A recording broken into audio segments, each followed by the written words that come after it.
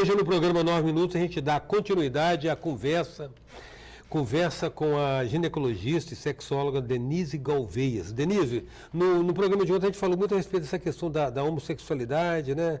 Da questão da homossexualidade se manifestando na busca do jovem ainda, na afirmação da sua identidade, mas hoje a gente quer transbordar agora para os casais ortodoxos. Tá. Os casais antigos, homem de um lado, mulher do outro. Quais as questões sexuais que estão sendo mais frequentes entre casais ou reclamações da mulher ou do homem no seu consultório? Bom, as questões relacionadas a desejo, elas são as mais comuns. Desejo, falta de desejo sexual feminino. Algumas mulheres também apresentam queixa de orgasmo. Alguns homens de ejaculação precoce, de disfunção. Ou seja, então tem nada de novo, então, né? Na vida sexual do capixaba. Tem no que diz respeito às possibilidades terapêuticas, eu diria. Né? E tem uma novidade também, os homens têm procurado menos. Depois do Viagra e dos outros, que são a base do sildenafil, né? De todos os outros fármacos, né? Que fazem o mesmo efeito, que agora o Viagra não é mais soberano, né? Sim. Só ele. Então, eu tenho menos pacientes do sexo masculino em consultório, porque eles estão conseguindo resolver o seu problema já na farmácia. Mas uma automedicação perigosa, né? Mas muitos homens fazem automedicação de sildenafil. Né? Fazem. O próprio rapazinho da farmácia lá, já ele 50 miligramas. Não, então 50 não, você quebra no meio, experimenta, né? Já tem tudo isso ali, de modo que não é regular, mas que a gente sabe que está. Então vamos dizer que o sildenafil, o Viagra, que é o nome comercial, né? E para a mulher, a gente tem hoje, assim, uma possibilidade maior do que há algum tempo atrás, é mais conhecida a reposição de testosterona para o sexo feminino também, com melhora, com efeitos benéficos sobre o desejo feminino. Então, essa é de fato uma inovação em termos de terapia, porque a testosterona sempre foi considerado um hormônio masculino, né? É um hormônio masculino. Masculino. Só que a mulher também produz a testosterona. Todas as mulheres produzem a testosterona, só que numa quantidade bem menor do que a testosterona masculina produzida pelo homem. Tá. E nesse caso, Denise, a palavra tesão, ela já perdeu o caráter de chulo, né? Não é mais, a palavra tesão hoje, inclusive, não se refere apenas à excitação sexual, né? A motivação de viver, o entusiasmo, a alegria, a vontade, disposição, né? É o empenho, né? E essa questão do desejo feminino que você está falando é o tesão, né? Tesão. E ela é retomada, ela é recobrada com a reposição de testosterona, então? Ela é recobrada se aquele for o caso específico. Existem inúmeros motivos para que uma mulher tenha uma diminuição de desejo. Motivos orgânicos, psicológicos, motivos que estão naquela parceria especificamente. Né? Então existem na questão do relacionamento do casal com aquele homem, sim, né? E que ela não teria então uma disfunção de desejo, talvez numa outra parceria. Então existem inúmeros motivos, mas um motivo frequente são as alterações hormonais que a gente tem principalmente nessa época da transição para a menopausa. Agora, outra coisa, Denise. Pós-menopausa. Sim. Outra coisa é examinar o mecanismo que dispara o desejo no homem e na mulher. São motivações diferentes, né? A mulher parece que tem um rito próprio, homens né? e mulheres têm se igualado cada vez mais. Mas, assim, ainda hoje o homem se excita muito com o visual. O visual, para ele, é um estímulo muito forte. Para a mulher, não é.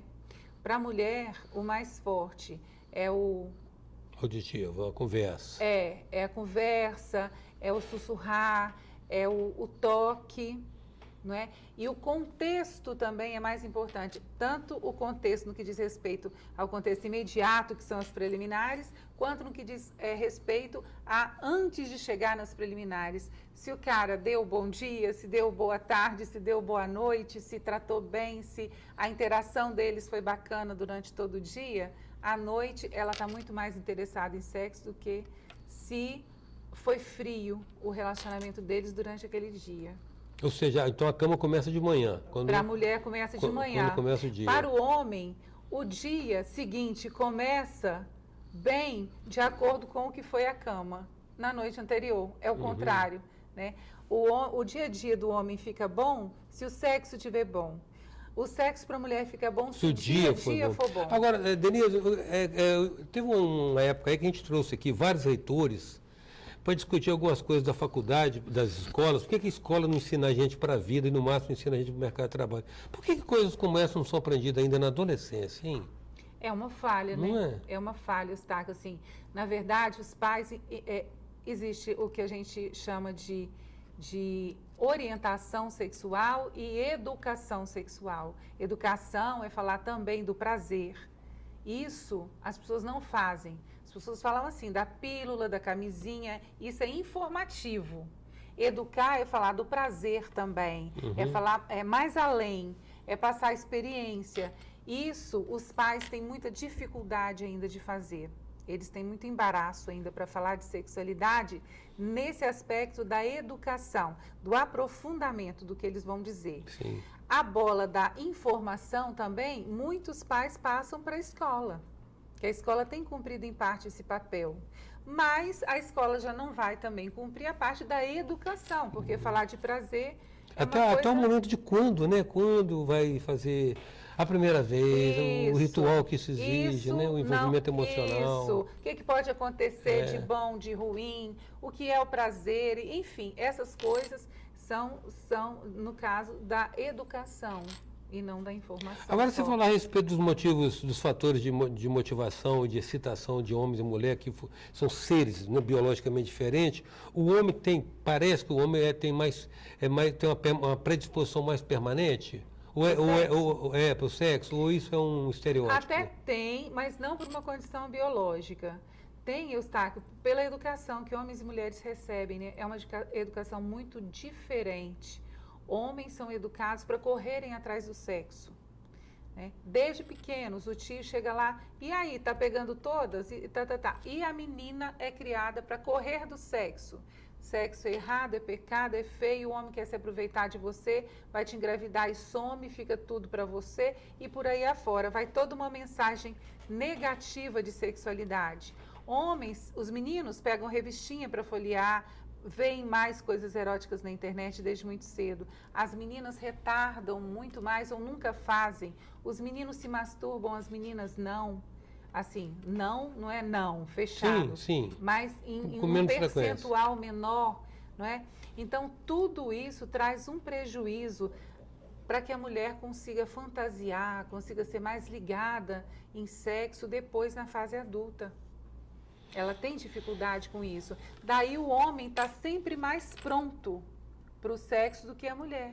Denise, você falou a respeito da orientação que desde a infância, ou seja, o dado cultural que determina um comportamento da mulher e do homem, né? O homem ativo, o homem motivado, insuflado pelo próprio contexto familiar, ser o caçador, o abatedor, o matador. Né? E a menina a se portar como uma presa, a se esquivar do predador. Exatamente. Agora, veja bem, mas isso aí é um dado comportamental. Agora, se a gente for olhar a natureza do gênero, no fundo a mulher é extremamente seletiva, né? A mulher é mais seletiva, mas a gente não sabe. O biológico e o comportamental se confundem muito nessa seara. O limite aí do biológico e do cultural. Do cultural. Né, que determina esses comportamentos, masculino e feminino. Eu estou preocupado com a hegemonia feminina. Daqui a pouco esse planeta virá uma grande colmeia. Você viu? Você conhece a síndrome do zangão, né? Para que serve o zangão na colmeia, né? Depois que ele é utilizado... Você está com medo, né? Depois que ele é utilizado, acha fora. Você já entrou como precisava entrar, agora não precisa de você, precisa te manter nem te sustentar. Mas você tem percebido mudança de comportamento de gênero, Denise? Tem, as mulheres estão ficando cada vez mais soltas e os homens cada vez mais zangões, né? Isso aí tem acontecido sim. Agora, a mulher ainda tem esses condicionamentos antigos e que trazem para ela algumas dificuldades de desejo, principalmente, de orgasmo, porque não conhecem o seu corpo. E os homens também têm sequelas disso, porque também é ensinado para o homem que ele tem que ser combativo sempre. Não falhar. Tem que funcionar com sempre qualquer sempre mulher, de em qualquer situação. E isso também traz muita angústia, porque funcionar sempre é complicado, né? A exigência de funcionar sempre é muito complicada. Então, ele também às vezes aparece lá no consultório com disfunção de ereção, com uma ansiedade que vai desencadear uma ejaculação precoce, né? Que também tem esse ônus. Agora a gente comentou aqui na semana passada, porque nos interessa muito aspectos de comportamento. O que a gente aprende nas entrelinhas de comportamento? A Cristiane Torloni, eu repercuti isso aqui com outro especialista de outra área. Ela declarou recentemente, ela fez uma declaração que teve uma repercussão interessante por causa do viés comportamental, dizendo que mulher inteligente perdoa a traição. Na perspectiva do comportamento, do gênero, como é que você vê isso? Como que eu vejo assim, se eu acho certo, perdão? É questão nem de achar certo, porque não envolve, eu acho que envolve uma questão pragmática e uma questão moral. Né? Envolve a questão no compromisso, de fidelidade. O que eu acho da infidelidade, Eustáquio, é assim, a traição da confiança é uma coisa complexa. Só que às vezes a questão carnal é até menor. Eu não sei o que é maior, uma pessoa que te dá um tombo financeiro, eu acho para mim pior do que uma pessoa que, numa circunstância, se relaciona com uma outra, assim, sem ser você, sabe? Então, eu relativizo muito. Eu acho que existem infidelidades e infidelidades, circunstâncias diversificadas. Mas a natureza da infidelidade masculina é diferente da infidelidade feminina. Porque a mulher, quando se envolve com alguém, já era. Quando ela se envolve dentro de uma relação. O clássico é isso, né? Tem mudado também. Tem mudado também? O clássico o homem não, o homem galinha mesmo, normalmente. Estou dizendo o comportamento predominante, estou dizendo que todos. Sim. Né? Mas o homem normalmente tende aquele olhar... É o padrão mais comum. Né? O homem, se ele tiver 90 anos, levado à genitália só para fazer xixi, se passou a mulher bonita, o brilho do olhar dele acende. Né? Isso é um condicionamento. A mulher aprende a reprimir mais isso, tá, Eustáquio? Sim. Ela aprende ela aprendeu a se guardar um pouco mais. E ainda ela se porta assim. Às vezes o olhinho brilha, mas ela olha para baixo. Ela desvia. Ela não deixa as pessoas perceberem que o olhinho está brilhando, não é? Denise, muito grata aí pela sua disposição em ficar aqui conosco 2 dias, nos ensinando um pouco a respeito dessas mudanças, para a gente entender melhor, né, tudo o que está acontecendo. Obrigada pela sua você. presença. Em 9 minutos, a gente contou com a presença, nesses 2 dias, da ginecologista e sexóloga Denise Galveias. Até já. Sou passageiro do tempo, tentando entender erro e acertos caminhos, aprender